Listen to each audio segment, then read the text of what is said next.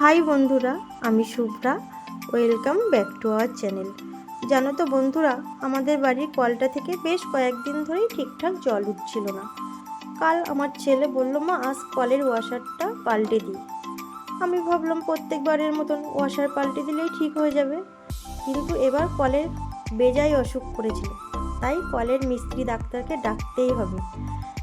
তো যথারীতি ফোন করা হয়েছিল, কিন্তু মিস্ত্রিদের হাতে এত কাজের চাপ ছিল যে তারা আসতে পারেনি। সেদিনটা কোনো রকম কেটে গেল। নেক্সট দিন, তার মানে পরের দিন, আমাদের খুব অসুবিধা হয়ে গিয়েছিল।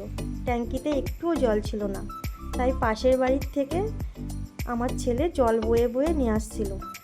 আর না নিয়ে এসেই কী করবে, সকালবেলার আশিপাশি কাজগুলো তো সারতেই হবে। তো যাই হোক না কেন, তোমরা দেখে বুঝতেই পারছো যে আমার ছেলে বাসন ভিজিয়ে গ্যাস ট্যাস পরিষ্কার করে দিল, আর আমি চাটা বানিয়ে নিলাম। আজকে মনে হয় না আমরা কিছু আর রান্নাবান্না করব বাড়িতে, হয়তো অন্য কোনো কিছু খাওয়ার ব্যবস্থা করব।